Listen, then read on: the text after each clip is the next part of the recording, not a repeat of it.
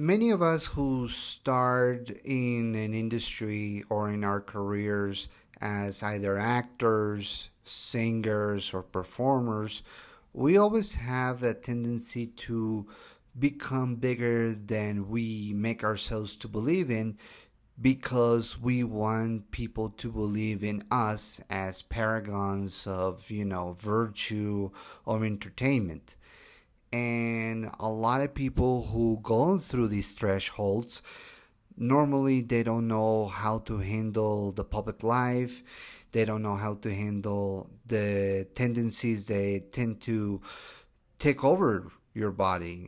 Things that, for example, when you're a famous person, you want to indulge yourself into many vices like drugs and alcohol and any other sort of thing that makes you, feel less pain and you don't know how to handle it and it can take over for you. Now, the reason I'm telling you this is because this is a documentary or this is a review of a movie based on the real life person that I'm going to talk about today. Now, if you don't know who Robbie Williams is, don't worry. I'll allow me to explain that to you. But first, let me introduce myself. I'm Enrique. I review movies and TV shows for a living.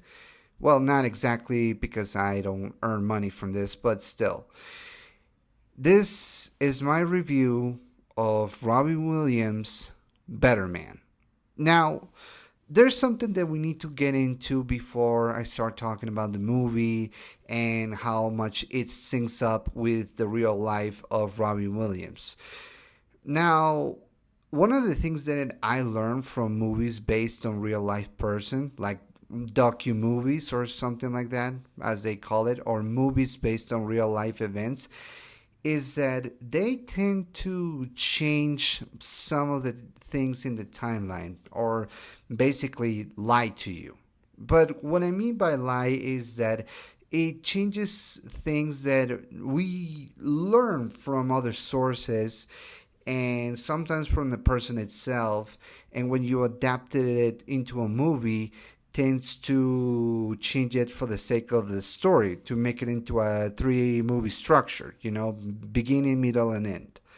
And sometimes when you do those things, you put yourself into a position of making you look good or making you look like a hypocrite or maybe a liar.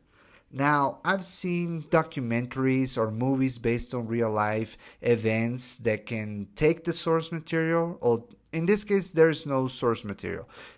When you take real life events, put into a movie, and either change some of the events in the timeline or some of the versions, you might run the risk of looking very bad as a position. Now, in documentaries or in docu-movies, you do this in order to make people feel something. I've seen movies, for example, like Bohemian Rhapsody. Now, this movie is based on Freddie Mercury and his band, The Queens. And it changed a lot of things in that movie in order to make it into a three movie structure. Like, for example, the illness that ultimately claimed the life of Freddie Mercury was announced here, and they used it before the concert, into the biggest concert in all Europe. Now, that tone might not upset anyone. In fact, it has like a dramatic poetry to the movie, but others feel like it was unnecessary. Some things like characters put into the movie can be seen and change a lot.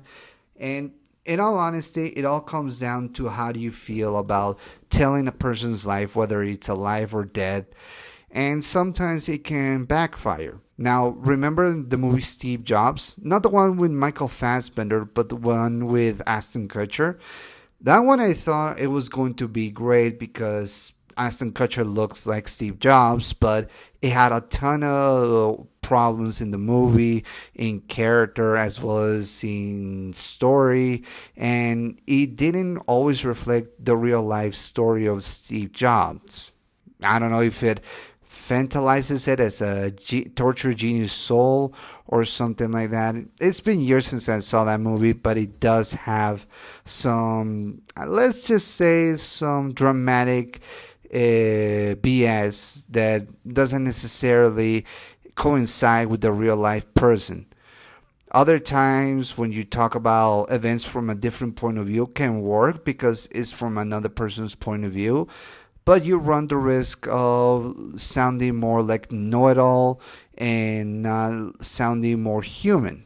That's one of the things that you need to keep in mind when you're watching movies like this. So when I saw the announcement that Robbie Williams was going to make a movie based on his real life events, or at the very least part of his life, it was going to say, how are they going to do it? Because how do you tell a story about your life without looking, like an idiot or looking too egotistical, or basically trying to address some of the real life problems that anyone can have? I mean, let's face it, none of us have gone without having some issues, right? So it's important to remember that when we are discussing about our lives.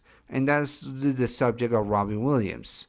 He wanted to show his side of the story, and he wanted to be as entertaining as humanly possible. One of the things that I actually like about this movie is that he actually told the story from himself. I mean, he didn't use any other actors to be him. He basically was his voice. That was his story, and it makes sense that he tells it and tells what he was thinking at that time and what were the problems that he went through, whether it's his career, his music, his relationships with people, and his family.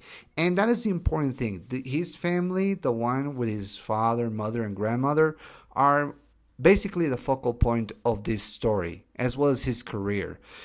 Some things have been changed around, and that's important that we address those, but that's one of the things that I'm going to say today. So, and one thing that I actually like about this movie, it wasn't afraid of being weird, and they put it weird when Robbie Williams decided that he wanted to tell his story and show his face as a monkey, which I don't know why, but I feel like it was more symbolic of how he was like a monkey going through place to place, acting all weird and all crazy, whether it was for the good way or a bad way. But I also like how it incorporates into his mindset and how he saw himself throughout this career as an artist. So that's one of the things that we need to keep in mind. So I'm going to talk about Better Man by Robbie Williams and how I think about this docu-movie. Oh, one disclaimer before I know this is going to sound weird, but Robbie Williams, I'm not talking about the actor who passed away in 2014. I'm talking about the musician. I know it sounds weird for me to address in a video because I'm sure all of you know who Robbie Williams is, but I don't want people to be confused with the actor Robin Williams. So I hope that's important. So if you need a differentiation, it's Robbie Williams is a singer. Robin Williams is the actor. So just thought about talking about that and to pretty much show my if you want to avoid confusions. Anyway, let's talk about the movie Better Man and what I think, why in my opinion is my favorite docu-movie from a singer. Now, like any story about a singer or a songwriter, it always starts with dreams and having them as a child, how those dreams could impact his real life persona and all that. So I'm not gonna try to how can I say this, to deviate a little bit from what I see, because I should have mentioned that I saw the documentary based on Robin Williams' real life, told by himself in his stories. It's a mini docu-series of 4 chapters. If you can catch it on Netflix, I really recommend it if you want to know a little bit about the details of Robin Williams' career. Because the docu-series focuses more on his career before his early life. I feel like that was the focal point of that docu-series. The movie, on the other hand, focuses more about the relationship he had with his family. And that is the point of the movie, to show how much of his life with his parents affected enough in his singing career. You see, his father, the father of Robbie Williams, or I should clarify something. Robbie Williams' real name is Rob, or Robert Williams in this case. His entire family is also called Williams, but it's important to mention that just in case you get confused. But yeah, the movie is focused on his relationship with his family, and it starts with his father. Now, Robbie provides the majority of the narration, not the entire narration of this movie, and he's talking about his relationship with his father. Now, his father, Peter Williams, or Peter Conway, who is played by Steve Pemberton, they're talking about how he was a dreamer, how he wanted to be the next Frank Sinatra, how he had to leave his entire family in order to do tours, in order to be like that kind of funny guy who always steals the show. And that's something that Robbie really got a sponge out of his father, because Robbie, if anything, he wanted to make his father proud. He wanted to show that he can be somebody, because Peter felt like he was like a nobody. Despite his incredible talent as an entertainer, he felt like he was not accomplishing anything, even as a cop, because in the movie it shows that he was a cop before, and then eventually he became an entertainer. Or maybe I misjudged, or I misread. Maybe it was a costume, but honestly, I could be wrong. But someone let me know in the comment section. But yeah, basically the point of the movie, or at the very least, the focal point that Robbie wants us to see, is how his relationship with his father kind of had an influence of him becoming an entertainer. How Peter left his wife and and Robbie's grandmother Betty almost at the house. How he wanted to be seen. How they have to move. And I'm not gonna lie, guys. The scenes with the young Robbie Williams as in a monkey, nonetheless, really brought tears to my eyes. I'm not joking when I say that I didn't want to cry. I fought like hell not to cry during the movie, and I failed because it was too touching. It was basically very hard to see how Robbie's life was, because he was a young kid who was bullied all the time. He had some friends, but not enough for him to to have a peace of mind. His father was gone almost all the time, almost showing signs of neglection, if you ask me.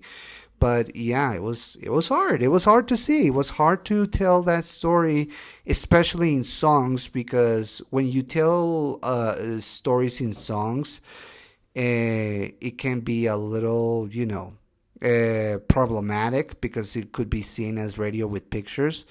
But in this case, I didn't find it any trouble. And in fact, some of the songs fit in with the mindset of Robbie Williams, whether he was feeling at that time or feeling at that very moment. It was hard. It was hard to see. But yeah, as the movie progresses, we see Robin Williams trying to break it out as an entertainer, growing up, looking for jobs, looking for other ways to be famous. He got an opportunity to be in a band called Take That, which is comprised of the singers Gary Barlow, Howard Donald, Mark Owen, and Jason Orange. Some of those members, as you saw in the movie, are real life people, and they indeed had a band called Take That, which was pretty successful in the UK, and that was one of the few bands that Robbie Williams was beginning his career with, and that's something to behold.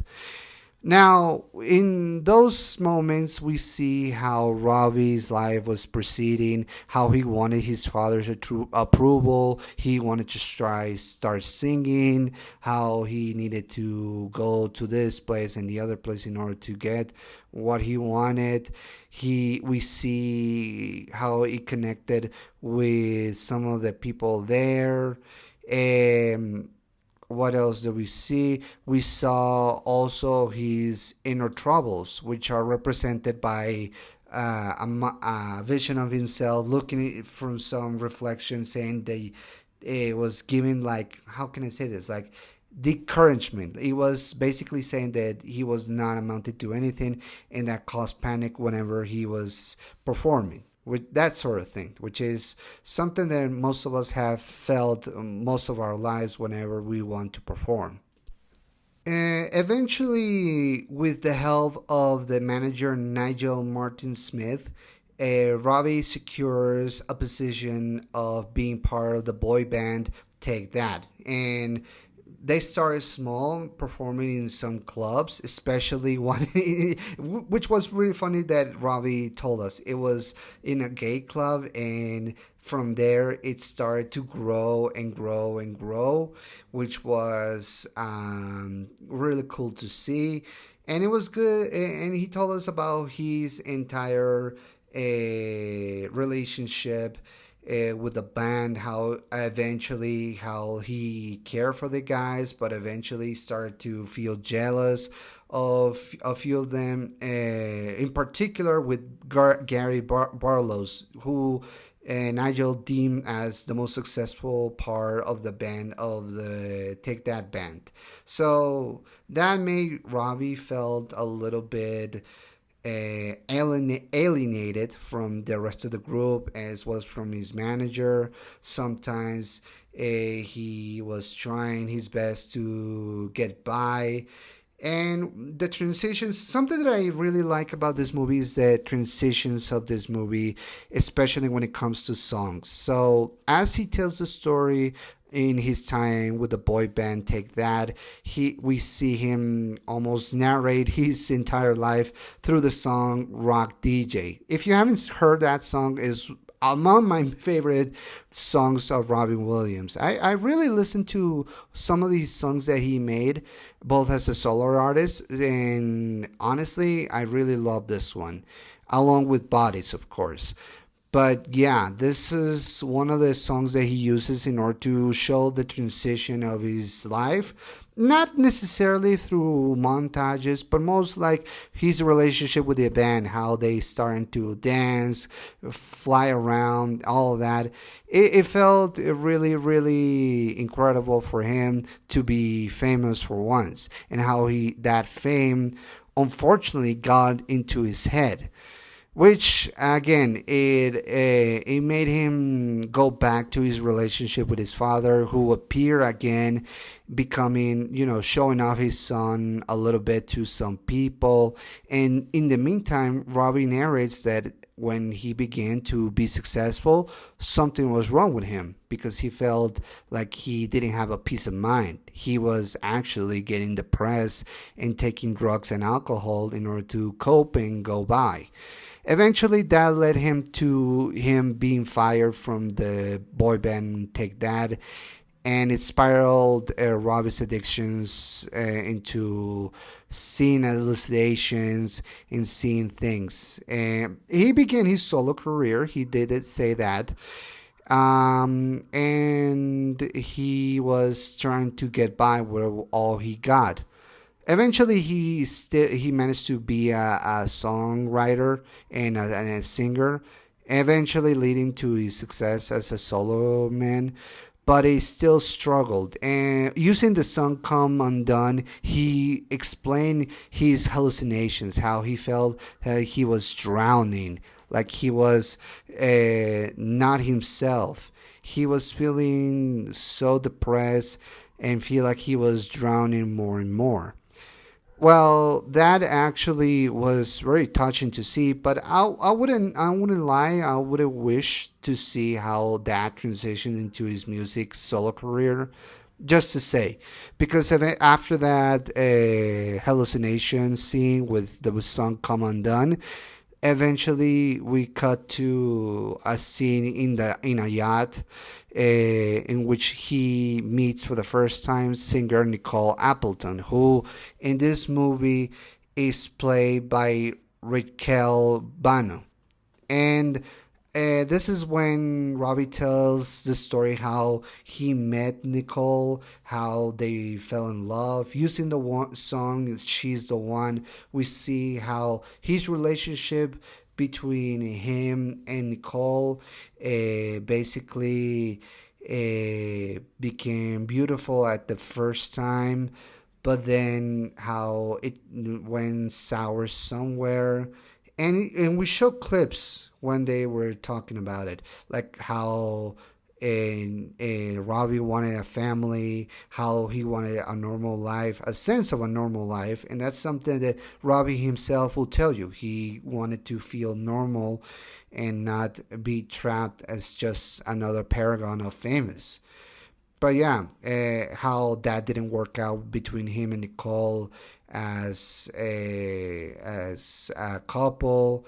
Now, something that I should mention and is part of the docu series of Robin Williams. The relationship, if I'm not mistaken, started while he was in the boy band Take That, and they break up pretty early. But in the movie, they kind of stayed a couple for more than that, and that found pretty weird. Maybe they wanted to emphasize Nicole a little bit more, show her side and her relationship with Robbie. But yeah, eventually that relationship didn't work out. But the movie extends the relationship between Robbie and Nicole a little bit more. But yeah, it shows that despite both of them being singers in their own right and be together, Robbie was not feeling himself. He started feeling like he was battling with his own demons, and at times felt a little bit jealous of the career of Nicole because he wanted to be in the same success as she is, as well as other people in the boy band Take That.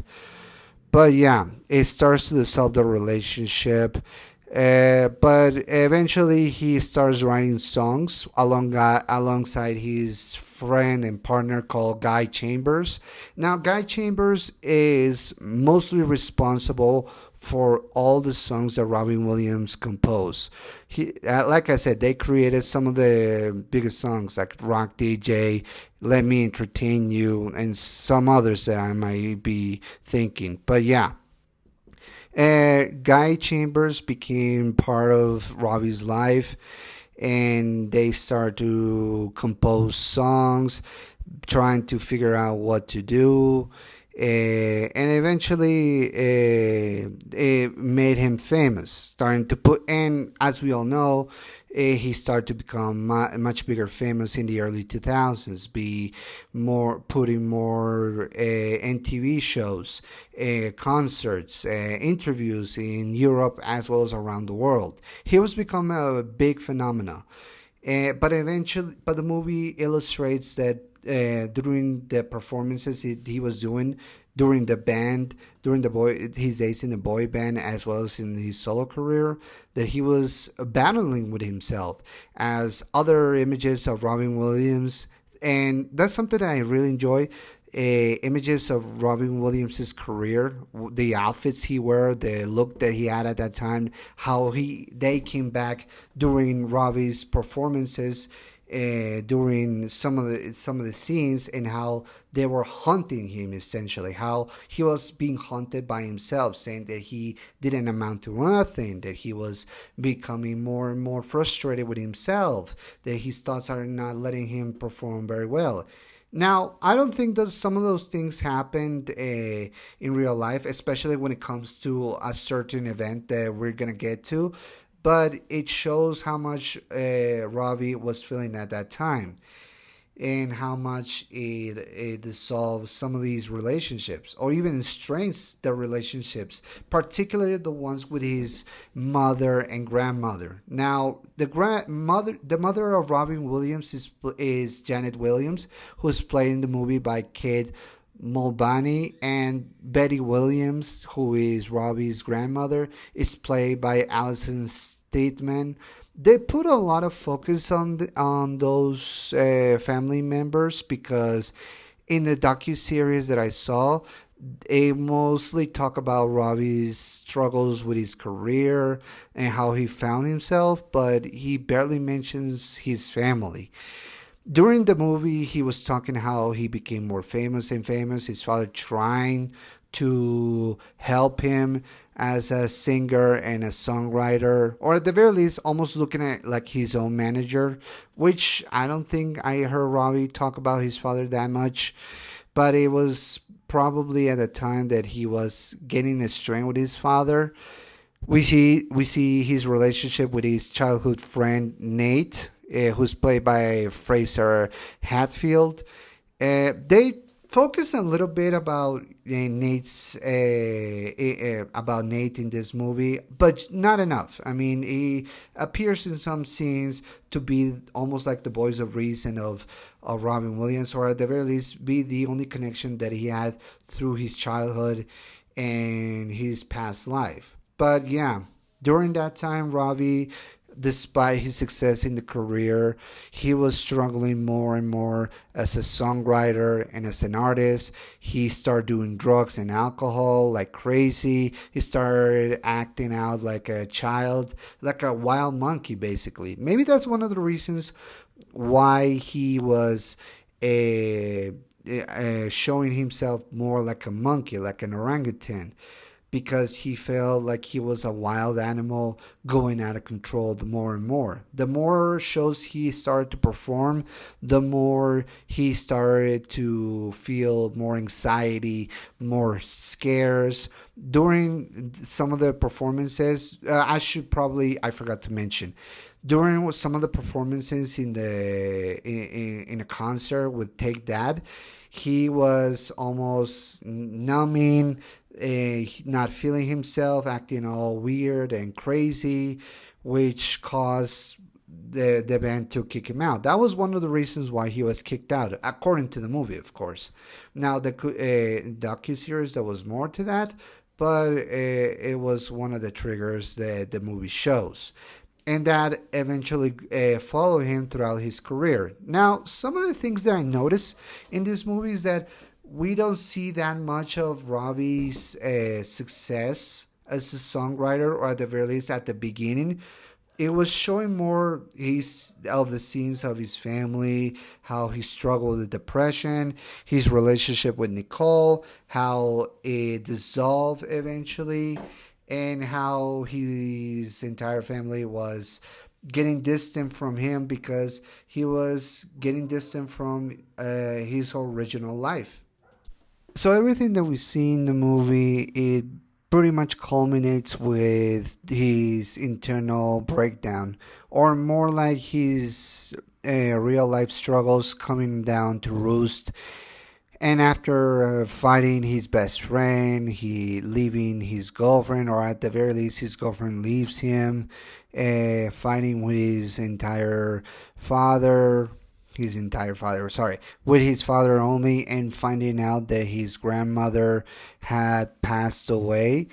It puts Robbie in a breaking point. But it's important to address. In the movie, it says that Robin Williams had a breakdown in one of the concerts in the Nipworth Festival, when he starts singing "Let Me Entertain You." That's where in a visual metaphor. We see him fight versions of himself who are trying to get a piece of Robbie Williams as a monkey, and it becomes like Planet of the Apes, but Robbie Williams version. Although I should mention that it doesn't happen in that festival. It happens a little bit later in the timeline. It happened during some of the moments when he was on a tour in Europe, I think, when he was started being filmed almost everywhere, where he couldn't even have a moment of for himself. That was his breaking point. But the movie puts it a little bit early in the Nickworth Festival. I hope I pronounce it well.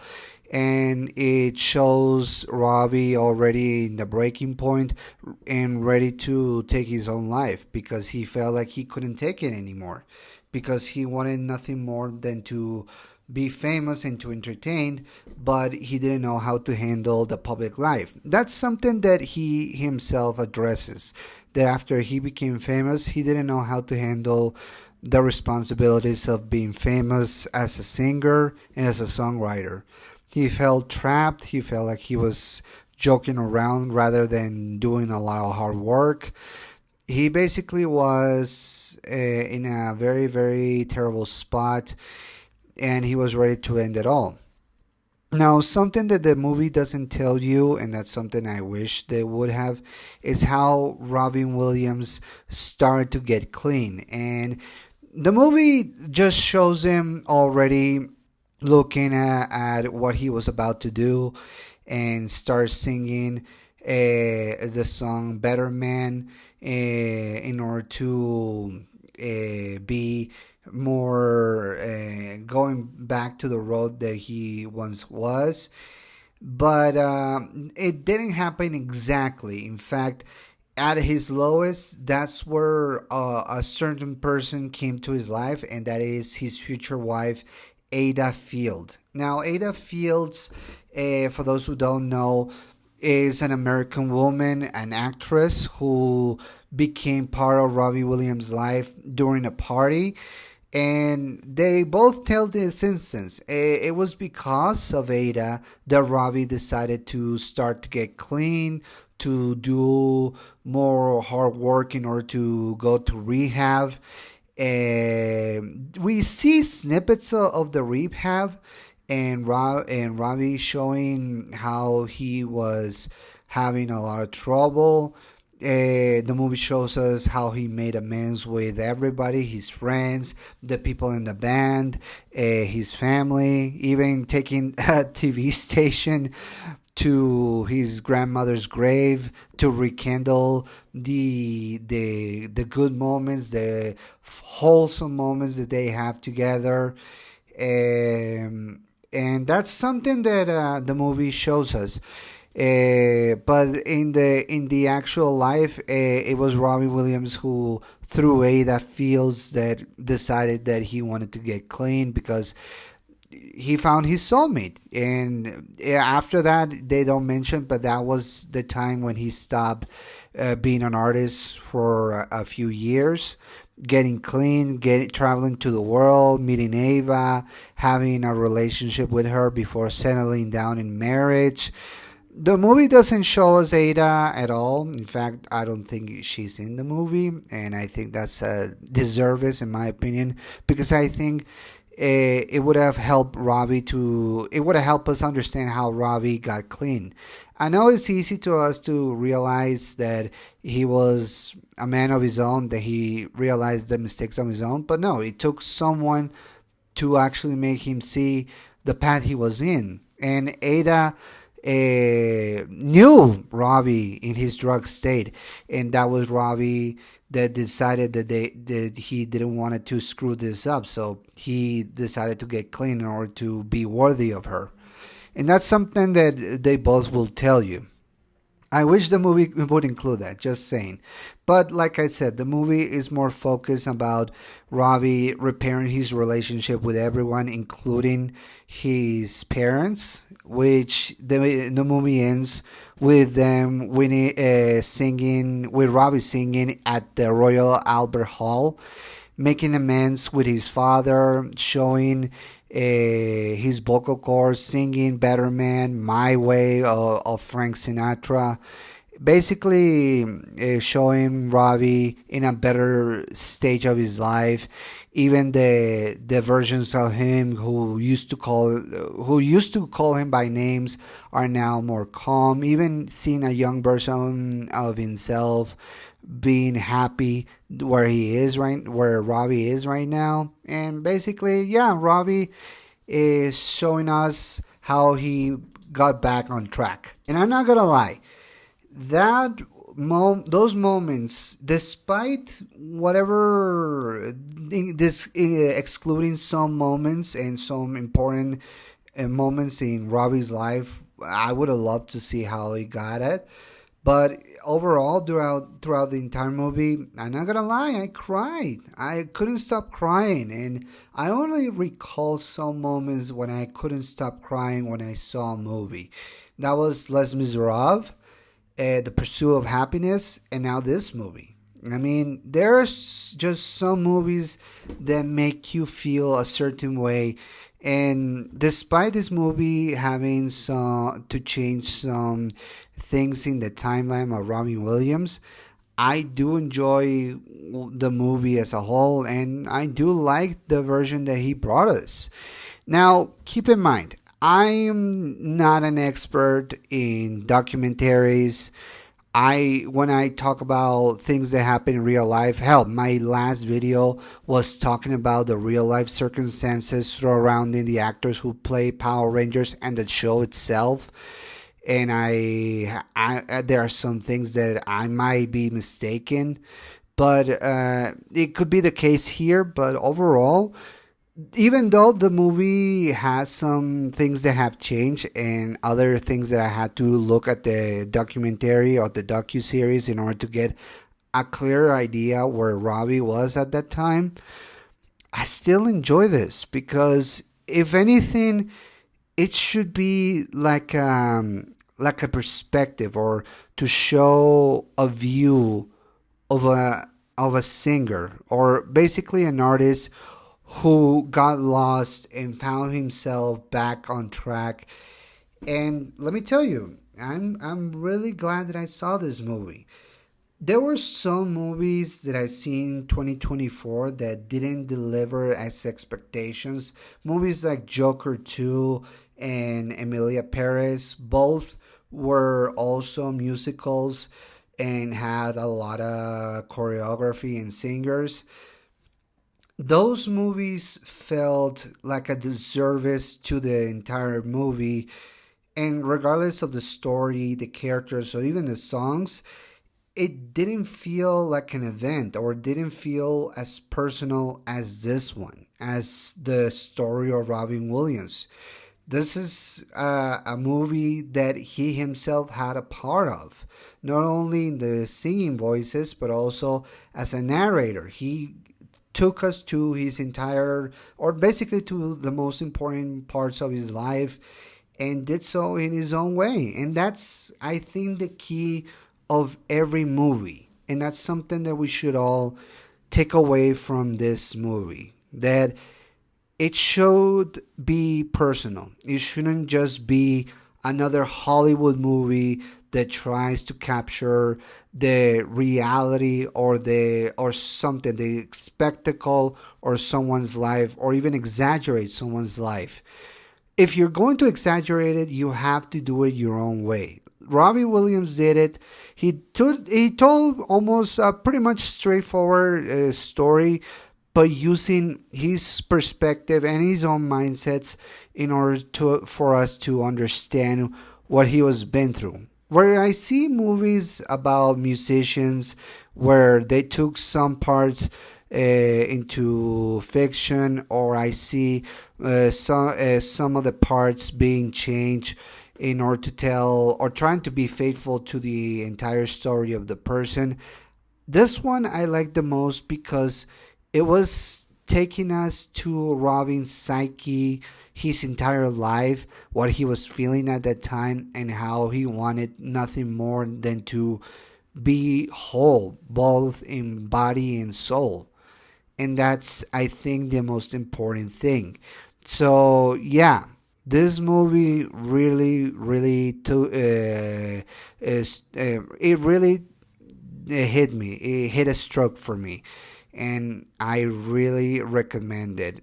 Better Man, in my opinion, is one of my favorite musicals and docu series or docu movies that I've seen of a person so far. And honestly, I couldn't recommend it enough. So please, if you're a fan of music and Robbie Williams, you should check this movie out. It's weird, it's epic, it's personal, it's something that I really like. Is Robbie Williams. And if you want to learn more about the man, check out the docu-series based on his life. He narrates himself as well, and he will tell you the things that we didn't see in the movie. But yeah, man, this movie was actually very emotional, personal, and I love it. I really love this one.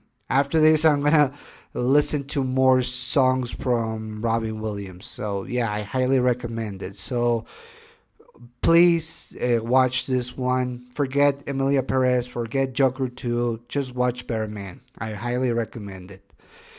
So, with that said, what do you guys thought about the movie? Let me know in the comment section below. Don't forget also to give a like and subscribe to this channel. The more likes I get, the bigger the videos I can get, and the bigger the channel gets. So, hopefully, I'll see you guys soon. I'm Enrique, and I'll see you next time. Take care.